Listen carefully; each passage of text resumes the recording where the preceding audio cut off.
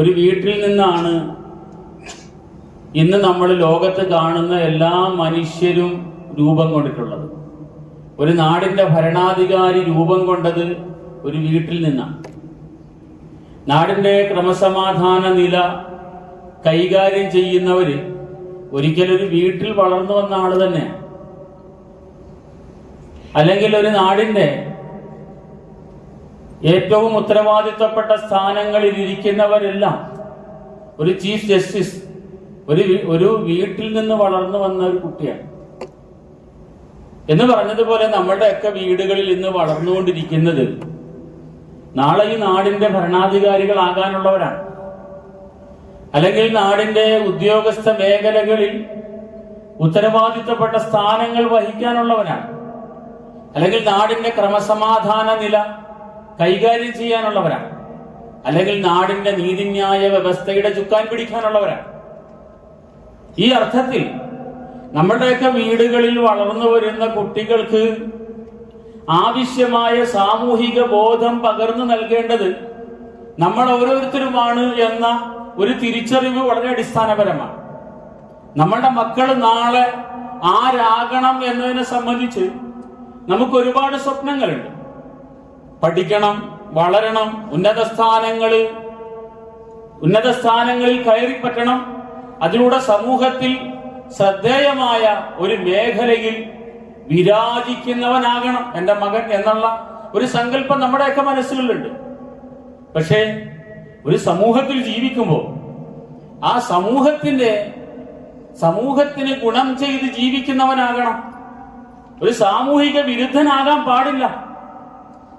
ഏത് മേഖല കൈകാര്യം ചെയ്താലും എൻ്റെ വീട്ടിൽ വളർന്നു വരുന്ന നാളെയുടെ ഒരു തലമുറ സമൂഹത്തിന് ഉപകാരപ്പെടുന്നവനാകണം എന്നുള്ള ഒരു സങ്കല്പം, ഒരു ചിന്ത തികച്ചും ഇസ്ലാമികമായ ചിന്തയാണ്. ഓരോ രക്ഷകർത്താക്കളും ഓരോ മാതാപിതാക്കളും നമ്മളുടെ വീട്ടിൽ വളർന്നു വരുന്ന കുഞ്ഞു മക്കളെ സംബന്ധിച്ച് മനസ്സിൽ കാണേണ്ടുന്ന സങ്കല്പം അതൊക്കെയാണ്.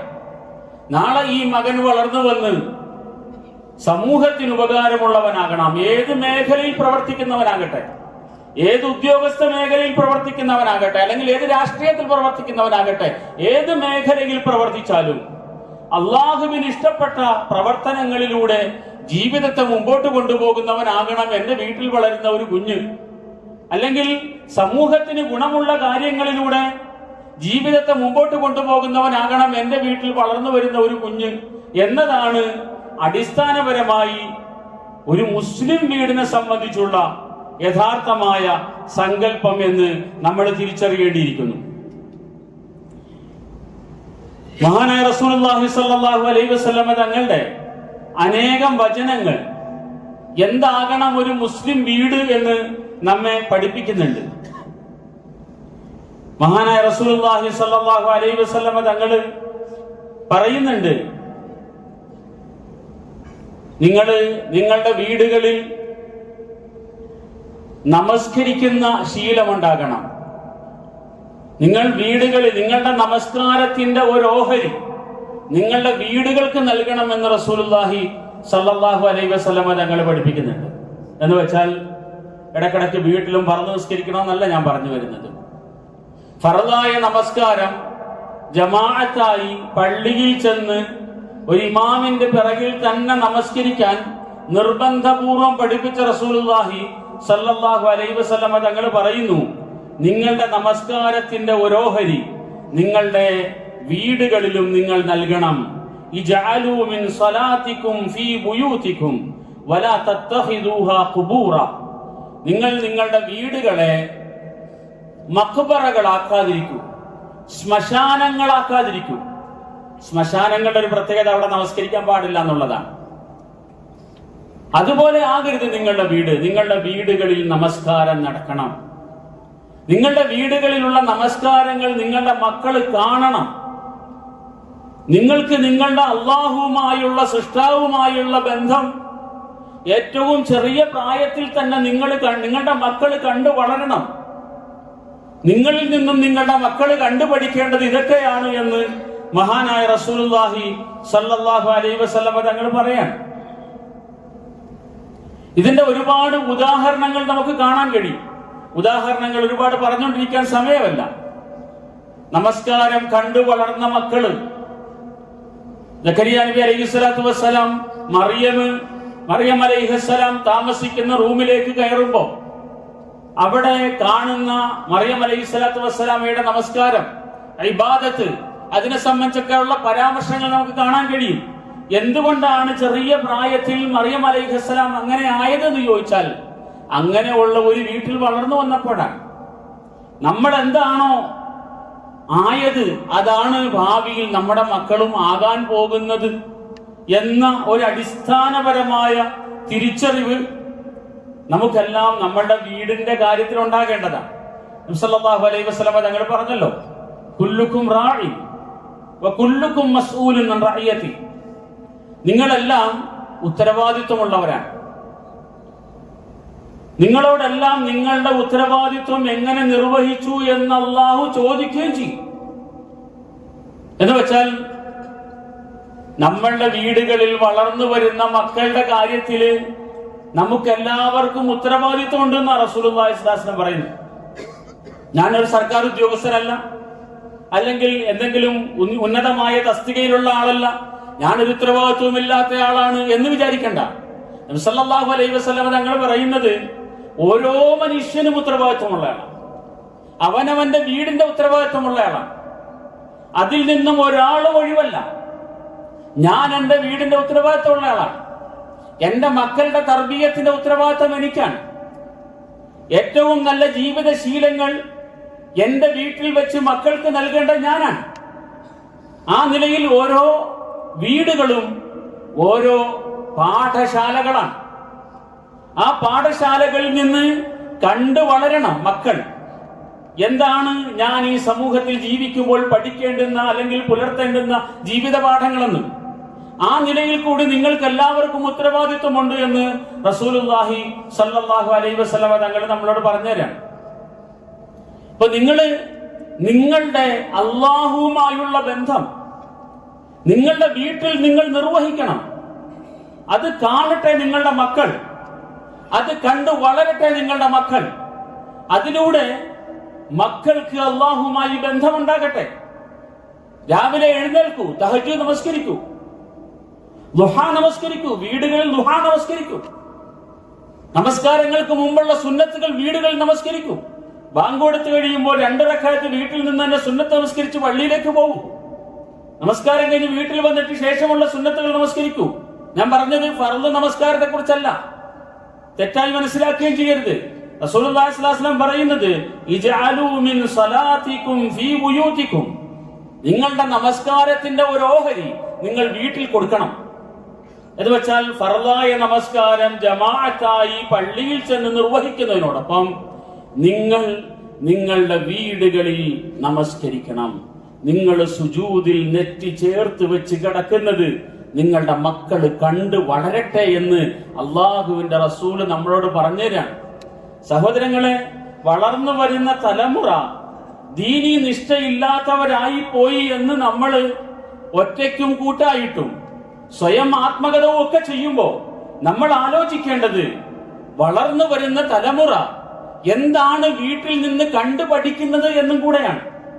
നബി സല്ലല്ലാഹു അലൈഹി വസല്ലം തങ്ങള് ദീനീ ബോധമുള്ള ഒരു തലമുറ ഒരു വീട്ടിൽ നിന്നും വളർന്നു വരാൻ ആവശ്യമായ എല്ലാ കാര്യങ്ങളും പഠിപ്പിച്ചു തന്നിട്ടുണ്ട്. നിങ്ങളുടെ നമസ്കാരം നിങ്ങൾ വീട്ടിൽ വെച്ച് നിർവഹിക്കൂ.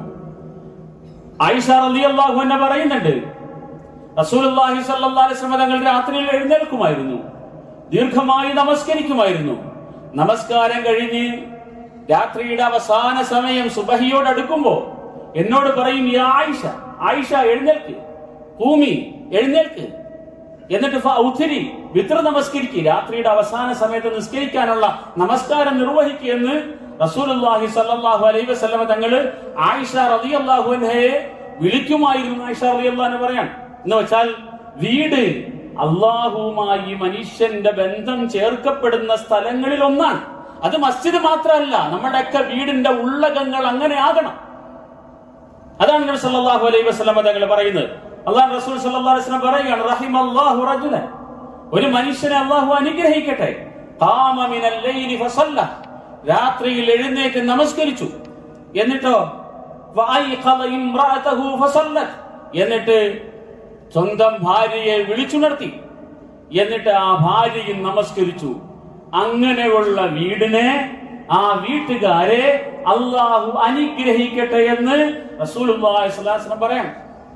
അള്ളാഹിന്റെ കാരുണ്യമാണ് നമുക്ക് വേണ്ടതെങ്കിൽ നാം ചെയ്യേണ്ടത് ഇതാണ് എന്നാണ് നബി സല്ലല്ലാഹു അലൈഹി വസല്ലം പറയുന്നത്. നമ്മളുടെ റബ്ബുമായുള്ള, ഇലാഹുമായുള്ള, സൃഷ്ടാവുമായുള്ള ബന്ധം സ്ഥാപിക്കപ്പെടുന്ന സ്ഥലമായി നമ്മളുടെ വീടുകൾ മാറണം. ആ നിലയിൽ നമ്മുടെ കുടുംബവും ആ നിലയിലാകണം. ഫൈൻ അബത്, ഇനി ഭാര്യയെ, സഹധർമ്മിണിയെ വിളിച്ചിട്ട് എഴുന്നേൽക്കുന്നില്ല. അങ്ങനെ വരുമ്പോ ഒരൽപ്പം വെള്ളമെടുത്ത് ഭാര്യയുടെ മുഖത്തേക്ക് തളിച്ച് അവരെ എഴുന്നേൽപ്പിച്ച് അവരെ കൊണ്ട് നമസ്കരിപ്പിക്കുന്നു. അള്ളാഹു ആ കുടുംബത്തെ അനുഗ്രഹിക്കട്ടെ, ആ ഇണകളെ, ആ ദമ്പതികളെ അള്ളാഹു അനുഗ്രഹിക്കട്ടെ. അള്ളാഹു റസൂലിന്റെ വാക്കാണ്. എന്നിട്ട് നബി സല്ലല്ലാഹു അലൈഹി വസല്ലം പറയുകയാണ്, റഹിമല്ലാഹു ഇംറഅതൻ, അള്ളാഹു ഒരു പെണ്ണിനെയും അനുഗ്രഹിക്കട്ടെ. ഖാമത് മിനൽ ലൈലി ഫസല്ലത്, രാത്രിയിൽ എഴുന്നേറ്റു നമസ്കരിച്ചു. എന്നിട്ട് ഫഅയ്ഖദത് സൗജഹ, ഭർത്താവിനെ വിളിച്ചുണർത്തി. രാത്രിയിൽ എഴുന്നേറ്റ് നമസ്കരിച്ചിട്ട് ഭർത്താവിനെ വിളിച്ചുണർത്തി.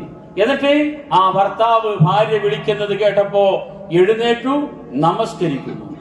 ഇനി അദ്ദേഹം എഴുന്നേൽക്കാൻ തയ്യാറാകുന്നില്ല. ഒരൽപ്പം വെള്ളമെടുത്ത് മുഖത്തേക്കിട്ട് അവരെ വിളിച്ചെഴുന്നേൽപ്പിക്കുന്നു.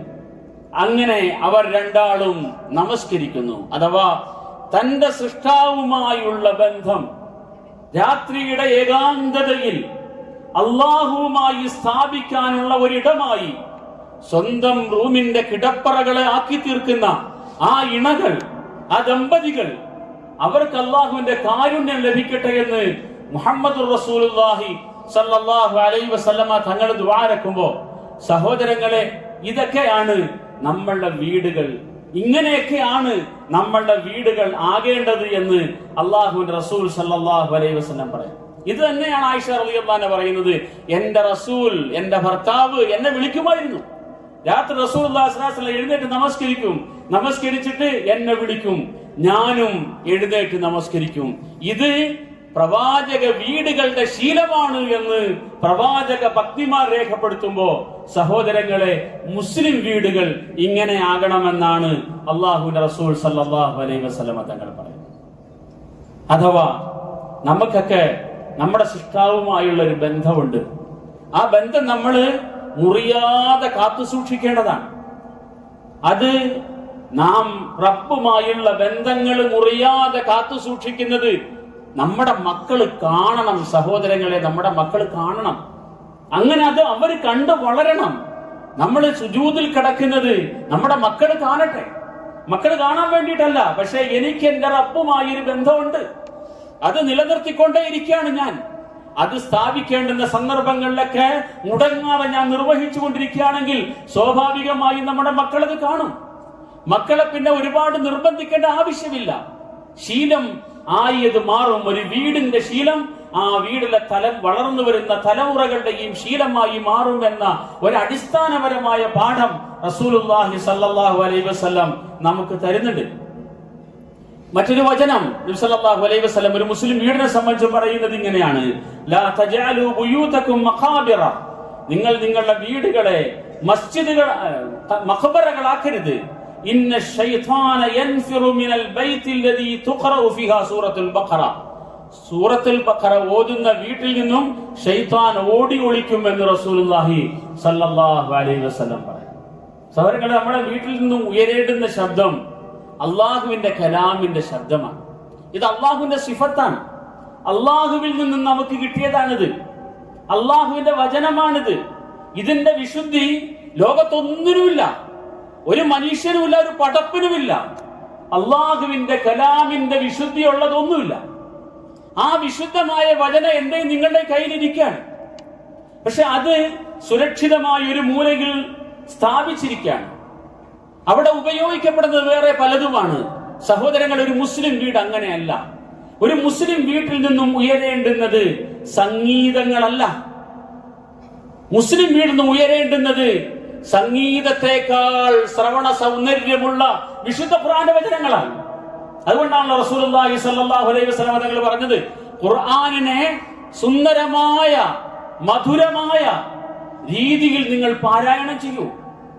അതിന് മറ്റൊന്നിനുമില്ലാത്ത ആകർഷണീയതയുണ്ട്, അതിന്റെ സൗന്ദര്യം അത് നിങ്ങൾ ആസ്വദിക്കൂ എന്ന് റസൂലുള്ളാഹി സ്വല്ലല്ലാഹു അലൈഹി വസല്ലം തങ്ങൾ പറഞ്ഞത്. അല്ലാഹു സുബ്ഹാനഹു വ തആല മനുഷ്യന്റെ ലൗകികമായ സ്വാഭാവികമായ ആഗ്രഹങ്ങൾക്കെല്ലാം ദീനീയായ ഒരു മറുമരുന്ന് തന്നിട്ടുണ്ട്. ആസ്വാദ്യമായത് കേൾക്കാൻ മനുഷ്യൻ എന്ന നിലയിൽ ഒരു താല്പര്യമുണ്ടെങ്കിൽ അല്ലാഹു സുബ്ഹാനഹു വ തആല അതിനൊരു മറുമരുന്ന് തന്നിട്ടുണ്ട്. ആ ഒരു ആഗ്രഹത്തെ അടിച്ചമർത്തല്ല, ആ ആഗ്രഹത്തെ പൂർത്തീകരിക്കാനുള്ള ഒരു വഴി വിശുദ്ധ ഖുർആന്റെ സുന്ദരമായ പാരായണങ്ങള് ഇന്ന് ലോകത്ത് എവിടെയും കിട്ടും. ആ പാരായണത്തിന്റെ മധുരം നിങ്ങൾ ആസ്വദിക്കൂ. നിങ്ങൾ അങ്ങനെ പാരായണം ചെയ്യൂ. നിങ്ങൾ നിങ്ങളുടെ വീടുകളിൽ സൂറത്തുൽ ബഖറ പാരായണം ചെയ്താൽ ശൈത്താൻ ആ വീട്ടിൽ നിന്ന് ഓടിയൊളിക്കുമെന്ന് മഹാനായ റസൂലുള്ളാഹി സ്വല്ലല്ലാഹു അലൈഹി വസല്ലം തങ്ങൾ പറയാം. സഹോദരങ്ങളെ, നമ്മുടെ വീട്ടില് വിശുദ്ധ ഖുർആന്റെ ശബ്ദം ഉയരണം. നമസ്കാരം നമ്മുടെ വീട്ടിൽ നടന്നുകൊണ്ടേയിരിക്കണം. ഇതൊക്കെയാണ് വീടിന്റെ ഐശ്വര്യം. ഒരു മുസ്ലിം വീട്, ഞാൻ സംസാരിക്കുന്നത് ഒരു മുസ്ലിം വീടിനെ സംബന്ധിച്ചാണ്. ഒരു മുസ്ലിം വീടിന്റെ ഗുണങ്ങൾ എന്തൊക്കെയാണ്, സ്വഭാവങ്ങൾ, അവിടെ നടക്കേണ്ടുന്ന കാര്യങ്ങൾ എന്തൊക്കെയാണ് എന്ന് ആലോചിക്കുമ്പോൾ അവിടെ നടക്കേണ്ടതാണ്. ഞാൻ തുടക്കത്തിൽ പറഞ്ഞതുപോലെ ഒരു വീടിന്റെ കാഴ്ചയുടെ സൗന്ദര്യമല്ല സൗന്ദര്യം, ഒരു വ്യക്തിയുടെ കാഴ്ച സൗന്ദര്യമല്ലല്ലോ സൗന്ദര്യം. എപ്പോഴാണോ ഒരു വ്യക്തി വ്യക്തിത്വമുള്ളവനാകുന്നത്, മനുഷ്യത്വമുള്ളതാകുന്നത്, അപ്പോഴാണ് അദ്ദേഹം സുന്ദരനാകുന്നത്. മറ്റത് കാഴ്ചയുടെ മാത്രം സൗന്ദര്യമാണ്. അതുപോലെ നമ്മളുടെ വീടുകൾ സുന്ദരമാകുന്നത് വീടിന്റെ ഉള്ളകങ്ങൾ ഇസ്ലാമികമായി മാറുമ്പോഴാണ്. അതാണ് റസൂലുള്ളാഹി സ്വല്ലല്ലാഹു അലൈഹി വസല്ലം പറഞ്ഞത്, നിങ്ങൾ വിശുദ്ധ ഖുർആൻ പാരായണം ചെയ്യൂ. മറ്റൊരു വചനത്തിൽ നബി സല്ലല്ലാഹു അലൈഹി വസല്ലം തങ്ങൾ പറയുന്ന ഒരു മുസ്ലിം വീട് എങ്ങനെയാകണമെന്ന്, ഇദാ ദഖല റജുലു ബൈതഹു, ഒരു മനുഷ്യൻ വീട്ടിലേക്ക് കടക്കുമ്പോൾ വദക്കറ ഇസ്മല്ലാഹ്, അള്ളാന്റെ നാമം പറഞ്ഞിട്ട് ബിസ്മില്ലാ എന്ന് പറഞ്ഞ് വലതുകാല് വെച്ച് ഒരു മനുഷ്യൻ സ്വന്തം കുടുംബത്തിലേക്ക്, സ്വന്തം ഭാര്യയുടെ അടുക്കലേക്ക്, മക്കളുടെ അടുക്കലേക്ക്, ജീവിതത്തിന്റെ ഏറ്റവും സന്തോഷം നൽകുന്ന വ്യക്തികളിലേക്ക് കടന്നു പോവുകയാണെങ്കിൽ ഹീന യദ്ഖുലു വഹീന യത്അമു ഖാല ശൈത്താൻ ലാ മബീത ലക്കും വലാ അശാ ഹാഹുന, നിങ്ങൾക്ക് ഇന്നിവിടെ ആഹാരവുമില്ല താമസവുമില്ല. ഒരു മനുഷ്യൻ വീട്ടിലേക്ക് കയറുമ്പോൾ ബിസ്മില്ലാ പറഞ്ഞ് വീട്ടിൽ കയറുന്നു. ആഹാരം കഴിക്കുമ്പോൾ ബിസ്മില്ലാ പറഞ്ഞ് ആഹാരം കഴിക്കുന്നു. നിങ്ങളുടെ വീട്ടിൽ ശൈത്താന് താമസിക്കാൻ കഴിയില്ല എന്ന് റസൂലുള്ളാഹി സ്വല്ലല്ലാഹു അലൈഹി വസല്ലം പറഞ്ഞു. നിങ്ങളുടെ ഭക്ഷണപാത്രത്തിൽ നിന്നും ശൈത്താന് ഭക്ഷിക്കാനും കഴിയില്ല. അതേ സമയത്ത് വീട്ടിലേക്ക് കയറുമ്പോൾ ഈ ബിസ്മിയില്ലേ, ആഹാരം കഴിക്കുമ്പോൾ ഈ ബിസ്മിയില്ലേ, നിങ്ങളുടെ കൂട്ടത്തിൽ ശൈത്താൻ കയറും. നിങ്ങളോടൊപ്പം ഇരുന്ന് ആഹാരം കഴിക്കുകയും ചെയ്യും. റസൂലുള്ളാഹി സ്വല്ലല്ലാഹു അലൈഹി വസല്ലം വചനമാണ്. അള്ളാഹുവിന്റെ നാമത്തിലാണോ നമ്മൾ നമ്മളുടെ ഇണകളുടെ അടുക്കലേക്ക്, നമ്മുടെ മക്കളുടെ അടുക്കലേക്ക് കയറി ചെല്ലുന്നത്? അത് ഐശ്വര്യമാണ് സഹോദരങ്ങൾ, അത് ഐശ്വര്യമാണ്. അസ്സലാമു അലൈക്കും പറഞ്ഞ് കയറണം എന്ന് അനസ് റളിയല്ലാഹു അൻഹു സല്ലല്ലാഹു അലൈഹി വസല്ലം പറഞ്ഞു. അത് വീടിന്റെ ബറക്കത്താണ് എന്ന്. വീട്ടിലേക്ക് കയറുമ്പോൾ, ഒരു മുസ്ലിം വീട്ടിലേക്ക് കയറുമ്പോൾ അസ്സലാമു അലൈക്കും എന്ന് പറയാൻ നമുക്ക് ഇന്നും കഴിയുന്നില്ല എങ്കിൽ എന്താണ് ആ വചനത്തിന്റെ അർത്ഥം? എന്താ? അള്ളാഹുവിന്റെ ഭാഗത്ത് നിന്നുള്ള അനുഗ്രഹം, രക്ഷ, സമാധാനം എല്ലാം നിങ്ങൾക്കുണ്ടാകട്ടെ എന്ന് ഞാൻ ദുആ ചെയ്യാൻ ഏറ്റവും അർഹത ആർക്ക് വേണ്ടിയിട്ടാണ്? എന്റെ ഭാര്യയ്ക്ക്, എന്റെ മക്കൾക്ക് വേണ്ടിയിട്ടാണ്, എന്റെ കുടുംബത്തിന് വേണ്ടിയിട്ടാണ്. അവരുടെ സുരക്ഷയാണ് എന്റെ ജീവിതത്തിന്റെ സന്തോഷം. അവരരക്ഷിതാവസ്ഥയിലായി കഴിഞ്ഞാൽ ജീവിതത്തിൽ എനിക്ക് എന്തെല്ലാം ഉണ്ടായിട്ട് എന്താ കാര്യം? അള്ളാഹുവിന്റെ ഭാഗത്ത് നിന്നുള്ള സുരക്ഷ എന്റെ കുടുംബത്തിനുണ്ടാകട്ടെ എന്നൊരു പ്രാർത്ഥനയോടുകൂടി, ഒരു പ്രാർത്ഥനാ വചനം പറഞ്ഞ് അഭിവാദ്യം ചെയ്തുകൊണ്ട് സ്വന്തം വീട്ടിലേക്ക് കടക്കാൻ കഴിയുന്നില്ല എങ്കിൽ നമ്മൾ എത്രത്തോളം ദുർബലരായിപ്പോയി, വിശ്വാസപരമായി ഈമാനികമായി നമ്മൾ എത്രത്തോളം ദുർബലരായിപ്പോയി. അപ്പൊ തിരിച്ച് നമ്മളുടെ ഇണകള് അല്ലെങ്കിൽ നമ്മുടെ മക്കള് വഅലൈക്കുമുസ്സലാം വറഹ്മത്തുള്ളാഹി എന്നും തിരിച്ചു പറയുമ്പോ അള്ളാഹുവിന്റെ ഭാഗത്തുള്ള ശാന്തിയും സമാധാനവും സുരക്ഷയും എല്ലാം നിങ്ങൾക്ക് ലഭിക്കട്ടെ. ഉപ്പ അല്ലെങ്കിൽ ഉമ്മ അല്ലെങ്കിൽ സ്വന്തം ഭാര്യ ഭർത്താവിനോട് മറുപടി പറയുമ്പോൾ അത് എത്ര വലിയ സന്തോഷത്തിന്റെ പ്രാർത്ഥനയാണ്, എത്ര വലിയ സന്തോഷത്തിന്റെ അഭിവാദ്യങ്ങളാണ്, അഭിസംബോധനകളാണ്. അതൊക്കെയാണ് റസൂലുള്ളാഹി സ്വല്ലല്ലാഹു അലൈഹി വസല്ലം ഒരു മുസ്ലിം വീടിന്റെ അലങ്കാരമായി നമ്മെ പഠിപ്പിച്ചിരുന്നത്. സഹോദരങ്ങളെ, ഇതൊക്കെയാണ് നമ്മൾ നമ്മുടെ വീടിൽ പാലിക്കാനുള്ളത്. നമ്മൾ ഒരു പെരുമാറ്റ ചട്ടമായി കൊണ്ടു നടക്കേണ്ടത് ഇതൊക്കെയാണ്. ഇത് കണ്ടിട്ടാണ് നമ്മുടെ മക്കള് വളർന്നു വരേണ്ടത് എന്ന് അള്ളാഹുവിന്റെ റസൂൽ സല്ലല്ലാഹു അലൈഹി വസല്ലം നമ്മെ പഠിപ്പിക്കുകയാണ്. അപ്പൊ അസ്സലാമു അലൈക്കും പറഞ്ഞ് വീട്ടിലേക്ക് കയറുക, ബിസ്മില്ലാ എന്ന് പറഞ്ഞ് വീട്ടിലേക്ക് കയറുക. ആഹാരം കഴിക്കുമ്പോൾ ബിസ്മില്ല പറയുക. ശൈത്താൻ നിങ്ങളുടെ വീട്ടിൽ നിന്നും നിങ്ങളുടെ ആഹാരത്തിൽ നിന്നെല്ലാം നിരാശനാണ്, അവൻ ഒഴിഞ്ഞു പോയിക്കൊള്ളുമെന്ന് മഹാനായ റസൂലുള്ളാഹി സല്ലല്ലാഹു അലൈഹി വസല്ലമ തങ്ങൾ പറയുന്നത് ഒരു മുസ്ലിം വീട് എങ്ങനെ ആകണം എന്ന ഒരു വലിയ സങ്കല്പത്തിൽ നിന്നാണ്. ഇനി നബി സല്ലല്ലാഹു അലൈഹി വസല്ലം പറഞ്ഞു, നമ്മൾ വീട്ടിൽ നിന്ന് ഇറങ്ങുമ്പോൾ, വീട്ടിൽ നിന്നും പുറത്തേക്ക് ഇറങ്ങുമ്പോൾ എന്ത് ചെയ്യണം? ബിസ്മില്ലാ എന്ന് പറഞ്ഞ് പുറത്തേക്ക് ഇറങ്ങി. ബിസ്മില്ലാഹി തവക്കൽതു അലല്ലാഹി ലാ ഹൗല വലാ ഖുവത ഇല്ലാ ബില്ലാഹ്. ഇതെല്ലാം നമുക്കറിയാവുന്ന വാക്കാ. ബിസ്മില്ലാ തവക്കൽതു അലല്ലാഹി ലാ ഹൗല വലാ ഖുവത ഇല്ലാ ബില്ലാഹ്. ഇത് പറഞ്ഞ് നിങ്ങൾ പുറത്തേക്ക് ഇറങ്ങുകയാണെങ്കിൽ അപ്പോൾ അള്ളാഹുവിന്റെ ഭാഗത്തു നിന്നുള്ള അറിയിപ്പുണ്ടാകും അദ്ദേഹത്തിന്. ഹസ്ബുക, നിനക്ക് മതി, നിന്റെ ജീവിതത്തിൽ പ്രശ്നമൊന്നും ഉണ്ടാകാനില്ല, നിന്റെ യാത്ര ശുഭകരമായ യാത്രയാണ്, ശുഭയാത്ര നേരുന്നു. ഹസ്ബുക, നിനക്ക് ആവശ്യത്തിനുള്ളതെല്ലാം നീ ചോദിച്ചു വാങ്ങി കഴിഞ്ഞിരിക്കുന്നു, നിനക്ക് കിട്ടേണ്ടതെല്ലാം ഈ യാത്രയിൽ നിനക്ക് കിട്ടേണ്ടതെല്ലാം കിട്ടിക്കഴിഞ്ഞിരിക്കുന്നു എന്ന് അള്ളാന്റെ ഭാഗത്തിൽ അറിയിപ്പിട്ടുകയാണ്. നീ നേർവഴിയിലാണ് സഞ്ചരിക്കുന്നത്, നിനക്ക് ആവശ്യമുള്ളതെല്ലാം നടക്കും എന്ന് അള്ളാന്റെ ഭാഗത്ത് നിന്ന് അറിയിപ്പുണ്ടാകുന്ന റസൂലുള്ളാഹി സ്വല്ലല്ലാഹു അലൈഹി വസല്ലം പറയാണ്. ബിസ്മില്ലാഹി തവക്കൽതു അലല്ലാഹി ലാ ഹൗല വലാ ഖുവത ഇല്ലാ ബില്ലാഹ്. ഒരു മുസ്ലിം വീടിനെ സംബന്ധിച്ച് റസൂലുള്ളാഹി സ്വല്ലല്ലാഹു അലൈഹി വസല്ലം തങ്ങൾ പറയും. മറ്റൊരു വചനം വളരെ നമ്മൾ ശ്രദ്ധിക്കാനുള്ള വേറൊരു വചനം, മസലുൽ ബൈത്തിൽ ലദീ യുദ്കറുല്ലാഹു ഫീഹാ വല്ലദീ ലാ യുദ്കറുല്ലാഹ് മസലുൽ ഹയ്യി വൽ മയ്യിത്ത്. ഒരു വീട്ടിൽ അള്ളാഹിന്റെ ദിക്റുണ്ടോ, ഖുർആൻ പാരായണം ഉണ്ടോ, ഒരു ദിക്ർ സുബ്ഹാനല്ലാഹ് പറയുന്ന ആരെങ്കിലും ഒക്കെ വീട്ടിലുണ്ടോ? മുമ്പൊക്കെ കുറച്ച് പ്രായമായ ആൾക്കാരെങ്കിലും ഒരു തസ്ബീഹൊക്കെ ആയിട്ടിരുന്ന് ദിക്ർ പറഞ്ഞിരിക്കുമായിരുന്നു. ഇന്ന് ആ കാഴ്ചകളെല്ലാം വീട്ടിൽ നിന്ന് അന്യം നിന്ന് പോയിരിക്കുകയാണ്. കാണാനേ ഇല്ലാത്ത കാഴ്ചകളാണ് ഇതെല്ലാം. റസൂലുള്ളാഹി സ്വല്ലല്ലാഹു അലൈഹി വസല്ലം പറയുന്ന ഒരു വീട്ടില് അള്ളാഹിനെ കുറിച്ചുള്ള ദിക്ർ നടക്കുന്നുണ്ടോ? വിശുദ്ധ ഖുർആന്റെ പാരായണം ഉണ്ടോ? ഒരു സുബ്ഹാനല്ലാഹ് പറയുന്ന മനുഷ്യനുണ്ടോ? വെറുതെ ഇരുന്നൊരു സുബ്ഹാനല്ലാഹ്, ഒരു അൽഹംദുലില്ലാഹ്, ഒരു അല്ലാഹു അക്ബർ പറയാൻ, അള്ളാഹിന്റെ മഹത്വത്തെ കുറിച്ച് പറയാൻ, അള്ളാഹുവിനെ സ്തുതിക്കാൻ ഒരു മനുഷ്യൻ ആ വീട്ടിലുണ്ടെങ്കിൽ ആ വീട് ജീവനുള്ള വീടാണ്, ജീവനുള്ളവരുടെ വീടാണത്. അങ്ങനെ അള്ളാഹിന്റെ ദിക്ർ പറയാൻ ഒരു മനുഷ്യൻ പോലും ഇല്ലാത്ത വീട് മരിച്ചവരുടെ വീടാണ്. ഒരു പക്ഷേ ബാഹ്യമായ പത്രാസുകളെല്ലാം ഉണ്ടായിരിക്കാം, ലൗകികമായ എല്ലാ അനുഗ്രഹങ്ങളും കൊണ്ടൊന്ന് കൂട്ടിയിട്ടുണ്ടാകാം. മരിച്ചവരുടെ വീടാണ് എന്ന് അല്ലാഹുവിന്റെ റസൂൽ സല്ലല്ലാഹു അലൈഹി വസല്ലം പറയുന്നത് നമ്മളോട് ഓരോരുത്തരോടുമാണ്. സഹോദരങ്ങളെ, നമ്മുടെ വീട് വിശുദ്ധ ഖുർആന്റേതാകണം. നമ്മളുടെ വീട് അള്ളാഹുവിന്റെ സ്മരണയുടേതായിരിക്കണം. ആ നിലയിൽ കൂടി ഇന്ന് ആകെ വിസ്മൃതി, ഗഫലത്ത് മനുഷ്യ സമൂഹത്തെ ആകെ പിടികൂടിയിരിക്കുകയാണ്. വീടുകളിൽ ദിക്റില്ല, ഖുർആൻ പാരായണമില്ല, നമസ്കാരമില്ല, എല്ലാത്തിലും പലതരത്തിൽ ലോകത്തിന്റെ വിവിധ ഭാഗങ്ങളിൽ നിന്ന് വരുന്ന സാധനങ്ങളെല്ലാം അപ്പപ്പോ കിട്ടാനുള്ള മീഡിയകളെ കൊണ്ട് നിറഞ്ഞിരിക്കുന്നു. അത് ഏറ്റവും നല്ല നിലയിൽ ഉപയോഗിച്ചു കൊണ്ടിരിക്കുന്നു. സഹോദരങ്ങളെ, വലിയ അപകടമാണ്. ഇതെല്ലാം അപകടം ചെയ്യുന്ന കാര്യമാണ്. അള്ളാഹുവിന്റെ ദിക്റും അള്ളാഹുവിന്റെ സ്മരണയും ഇല്ലാത്ത വീട് മരിച്ച വീടാണ് എന്ന് പറഞ്ഞത് മഹാനായ റസൂലുള്ളാഹി സല്ലല്ലാഹു അലൈഹി വസല്ലമ തങ്ങളാണ് എന്ന് നമ്മൾ ഓർമ്മ വെക്കണം. അതുപോലെ ഒരു മുസ്ലിം വീട് അയൽവാസികളോട് ഏറ്റവും നല്ല പെരുമാറ്റമുള്ള വീടായിരിക്കണം. ഒരു മുസ്ലിം വീടിനെ കൊണ്ട് അടുത്തുള്ള ഒരു വീടിന് ഒരു പ്രയാസമില്ല, എല്ലാവരുമായിട്ടുള്ള സന്തോഷത്തിൽ മറ്റു വീടിന്റെ പ്രയാസങ്ങൾ അന്വേഷിക്കുന്നു, അറിയുന്നു, അവിടെ ഇടപെടേണ്ടതുപോലെ ഇടപെടുന്നു, അവരുടെ പ്രയാസങ്ങൾ മനസ്സിലാക്കുന്നു, ചെയ്തു കൊടുക്കാൻ കഴിയുന്നു ചെയ്തു കൊടുക്കുന്നു. ഇതാണ് ഒരു മുസ്ലിം വീട്. ഒരു ഭാഗത്തൊരു മുസ്ലിം വീടുണ്ടെങ്കിൽ ആ വീട് അയൽവാസികൾക്കെല്ലാം അനുഗ്രഹമായി മാറുന്ന തരത്തിലുള്ള വീടാണ്. മുസ്ലിം പറഞ്ഞല്ലോ, ജിബ്രീൽ അലൈഹിസ്സലാത്തു വസ്സലാം എന്നോട് വന്ന് വസിയത്ത് ചെയ്തു അയൽവാസിയെ കുറിച്ച്, വീണ്ടും വീണ്ടും വീണ്ടും വീണ്ടും വസിയത്ത് ചെയ്തു. ഞാൻ വിചാരിച്ചു അയൽവാസിക്കന്റെ അനന്തര സ്വത്തിൽ അവകാശമാകുമോ എന്ന് വരെ ഞാൻ ആശങ്കിച്ചു പോകുന്നിടത്തോളം അയൽവാസികളുമായുള്ള ബന്ധത്തിന്റെ ഗൗരവത്തെ ആവർത്തിച്ച് ജിബ്രീൽ എന്നോട് പറഞ്ഞുകൊണ്ടേയിരുന്നു എന്ന് റസൂലുള്ളാഹി സ്വല്ലല്ലാഹു അലൈഹി വസല്ലം തങ്ങൾ പറയാൻ. സല്ലല്ലാഹു അലൈഹി വസല്ലം പറയുന്നുണ്ട്, പിൽക്കാലത്തൊരു സമൂഹം വരും, അവര് പട്ടുപയോഗിക്കും, ഹലാലാക്കും, പട്ടുപയോഗം ഹലാലാക്കും, ആണുങ്ങൾ ലഹരികൾ ഹലാലാക്കും. വീടുകളിൽ എത്തുകയാണ് ഇന്ന് ലഹരികൾ. ലഹരി സാധനങ്ങൾ വീടുകളിലെത്താൻ ഒരു പ്രയാസമില്ല.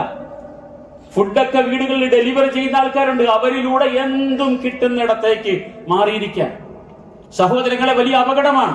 നബി സല്ലല്ലാഹു അലൈഹി വസല്ലം തങ്ങൾ പറഞ്ഞു, ഒരു കാലഘട്ടത്തിൽ ഈ സമൂഹം ഏറ്റവും അപകടം എന്ന് മനസ്സിലാക്കി പൂർണ്ണമായും ഒഴിവാക്കിയിരുന്ന സകല സാധനങ്ങളും ഒരു മുസ്ലിം വീട്ടിലേക്ക് കയറുന്ന കാലഘട്ടം വരും എന്ന് മാത്രമല്ല, അതിലെന്ത് തെറ്റ് എന്ന് നിർലജ്ജം ചോദിക്കുന്നിടത്തേക്ക് ഈ സമൂഹം മാറുമെന്ന് പറഞ്ഞത് റസൂലുള്ളാഹി സ്വല്ലല്ലാഹു അലൈഹി വസല്ലം. ലഹരി ഇന്ന് അനുവദനീയമാണ്, അതുകൊണ്ട് അല്പം ഉപയോഗിച്ചാൽ എന്താ തെറ്റ് എന്ന് ചോദിക്കുന്നിടത്തിലേക്ക് മാറിയിരിക്കുന്നു. എല്ലാ ലഹരി, ഒരു മഹാനായ ഒരു പണ്ഡിതൻ പറയുന്നുണ്ട്, നിങ്ങള് സംഗീതങ്ങൾ, വാദ്യോപകരണങ്ങളെ ഒഴിവാക്കണം. ഇത് വലിയ അപകടം ചെയ്യും. വാദ്യോപകരണം ഏത് നിലയിൽ നിങ്ങളെ ഭ്രമിപ്പിച്ചു കളയുമെന്ന് പറഞ്ഞാൽ, ലഹരി സാധനങ്ങളിലൂടെ നിങ്ങൾക്കുണ്ടാകുന്ന മസ്ത് ഉണ്ടല്ലോ, അതേ മസ്ത് നിങ്ങൾക്ക് വാദ്യോപകരണങ്ങളിലൂടെ ഉണ്ടാകുമെന്ന് മഹത്തുക്കൾ എഴുതി വെച്ചിട്ടുണ്ട്. ഇന്ന് നമ്മൾ കണ്ടുകൊണ്ടിരിക്കുകയാണത്. സഹോദരങ്ങളെ, ഇന്ന് നമ്മളുടെയൊക്കെ വീട്ടിലുള്ള ആ പെട്ടി ഒന്ന് തുറന്നാൽ ഏതെല്ലാം കോലത്തിലുള്ള ഗാനങ്ങളോടൊപ്പം അകമ്പടി ചേർന്ന് വരുന്നത് അല്പവസ്ത്രകളായ സ്ത്രീകളുടെ ആഭാസ നൃത്തങ്ങൾ. അതെല്ലാം ഒരുമിച്ചിരുന്ന് കാണാൻ, ഉമ്മയും മക്കളും എല്ലാം കൂടെ ഒരുമിച്ചിരുന്ന് കാണുകയാണ് ആഭാസ നൃത്തങ്ങൾ. ഈ അവസ്ഥയിലേക്ക് വീടുകൾ മാറിപ്പോവാണ്. സഹോദരങ്ങളെ, നാണിക്കാൻ പോലും കഴിയാത്തിടത്തേക്ക് കാര്യങ്ങളെത്തി. മുസ്ലിം വീടുകളെ കുറിച്ചാണ് പറയുന്നത്. നാണിക്കാൻ പോലും അറിയില്ലേ എന്ന് ചോദിക്കേണ്ടിടത്തേക്ക് കാര്യങ്ങൾ എത്തി നിൽക്കുന്നു. നബി സല്ലല്ലാഹു അലൈഹി വസല്ലം തങ്ങളുടെ വചനങ്ങളെ മുൻനിർത്തിയിട്ട് മഹത്തുക്കൾ പറഞ്ഞതാണ് ഞാൻ പറഞ്ഞത്, നിങ്ങളെ ലഹരി ഏതുപോലെ അടിമയാക്കി മാറ്റുമോ അതിനേക്കാൾ അടിമകളാക്കി മാറ്റും ഈ വാദ്യോപകരണങ്ങൾ. അതുകൊണ്ട് അതിന്റെ വഴിയെ പോകണ്ട എന്ന് പറഞ്ഞത് പച്ചയായി നമ്മളുടെ വീടുകളിൽ നിന്ന് നമ്മൾ കണ്ടുകൊണ്ടേയിരിക്കുകയാണ്. സഹോദരങ്ങളെ, അപകടകരം. ഒരു മുസ്ലിമിനെ സംബന്ധിച്ചിടത്തോളം, ഒരു മുസ്ലിം വീടിനെ സംബന്ധിച്ചിടത്തോളം അപകടം കൃത്യമായി മനസ്സിലാക്കി അകറ്റി നിർത്തേണ്ടുന്ന പലതും ഇന്ന് നമ്മളുടെ വീടിന്റെ ഉള്ളിൽ കയറി കഴിഞ്ഞിരിക്കുകയാണ്. ഒരു മുസ്ലിം വീടുകൾ ഇതിൽ നിന്നെല്ലാം അകന്ന് മാറി നിൽക്കേണ്ടതാണ്. റസൂലുള്ളാഹി സ്വല്ലല്ലാഹു അലൈഹി വസല്ലം പറഞ്ഞു, വളരെ അപകടകരമായ ഒരു കാര്യം, ഒരു സ്ത്രീയും ഒരു പുരുഷനും ഒരു ഒറ്റയ്ക്കാകുന്ന ഒരവസ്ഥ ഒരു വീട്ടിലും ഒരിടത്തും ഉണ്ടാകാൻ പാടില്ല. അപ്പൊ ചോദിച്ചു, ഭർത്താവിന്റെ സഹോദരനാണെങ്കിലോ? അപ്പൊ നബി സല്ലല്ലാഹു അലൈഹി വസല്ലം പറഞ്ഞു, ഭർത്താവിന്റെ സഹോദരൻ ഏറ്റവും വലിയ അപകടകാരിയാണ് എന്ന് അല്ലാഹുവിന്റെ റസൂൽ സല്ലല്ലാഹു അലൈഹി വസല്ലം പറഞ്ഞു. സഹോദരങ്ങൾ, ഞാൻ ചില കാര്യങ്ങളൊന്ന് ഓർമ്മിപ്പിച്ച് മാത്രം മുമ്പോട്ട് പോവുകയാണ്. വിഷയങ്ങൾ വളരെ വിശാലമാണ്. അപകടകരമായ ഒരു മുസ്ലിം വീടിനെ സംബന്ധിച്ചിടത്തോളം ഉണ്ടാകാൻ പാടില്ലാത്ത കാര്യങ്ങളുടെ കൂത്തരങ്ങുകളായി നമ്മളുടെ വീടുകൾ മാറിയിട്ടുണ്ടെങ്കിൽ ഗൗരവത്തോടുകൂടി നാം കാണേണ്ടുന്ന വിഷയങ്ങളെ. വളർന്നു വരുന്ന മക്കൾ അങ്ങനെയായിപ്പോയി, ഇങ്ങനെയായിപ്പോയി, എന്തെല്ലാം കോലത്തിലാണ് മക്കൾ വളരുന്നത് എന്ന് എന്ത് പരിതപിച്ചിട്ടോ ആരെയോ കുറ്റപ്പെടുത്തിയിട്ടോ ഒരു കാര്യമില്ല. നമ്മുടെ വീടിന്റെ ഉള്ളിൽ നിന്നാണ് നാളത്തെ തലമുറകൾ വളർന്നു വരേണ്ടത് എന്ന കൃത്യമായ തിരിച്ചറിവ് നമുക്കുണ്ടായാൽ നമ്മുടെ വീടിനെ ഒരു മുസ്ലിം വീടായി പിടിച്ചു നിർത്താൻ നമുക്ക് കഴിയുമെങ്കിൽ തീർച്ചയായും അള്ളാഹുവിന്റെ അടുക്കൽ നമുക്ക് പറയാൻ മറുപടിയുണ്ട്, സമാധാനം പറയാൻ മറുപടിയുണ്ട്. ഇല്ലെങ്കിൽ റബ്ബിന്റെ അടുക്കൽ, ഞാൻ തുടക്കത്തിൽ പറഞ്ഞു, കുല്ലുക്കും റായിൻ വകുല്ലുക്കും മസ്ഊലുൻ റഅയതി, എന്റെ വീട്ടിൽ വളർന്നു വരുന്ന മക്കളെ കുറിച്ച് അള്ളാഹിന്റെ അടുത്ത് ഞാൻ മറുപടി പറഞ്ഞേ പറ്റുള്ളൂ. അവരുടെ സ്വഭാവം രൂപപ്പെട്ടത് എന്റെ സ്വഭാവം കണ്ടിട്ടാണ്, അല്ലെങ്കിൽ എന്റെ വീടിന്റെ സാഹചര്യം കണ്ടിട്ടാണ് അവരുടെ സ്വഭാവം രൂപപ്പെട്ടു വന്നിട്ടുള്ളതെങ്കിൽ തീർച്ചയായും നമ്മൾ എല്ലാവരും ഉത്തരവാദികളായി മാറും. അല്ലാഹു സുബ്ഹാനഹു വ തആല ഒരു മുസ്ലിം വീടിന്റെ സൗന്ദര്യവും അതിന്റെ കെട്ടുറപ്പും എല്ലാമുള്ള വീടുകളായി നമ്മുടെ വീടുകളെയൊക്കെ മാറ്റിത്തരട്ടെ. അതിനുവേണ്ടി എന്തൊക്കെയാണോ പണിയെടുക്കേണ്ടത് ആത്മാർത്ഥമായി പണിയെടുക്കാനും അല്ലാഹു തൗഫീഖ് ചെയ്യട്ടെ. വആഖിറു ദഅവാനാ അൽഹംദുലില്ലാഹി റബ്ബിൽ ആലമീൻ.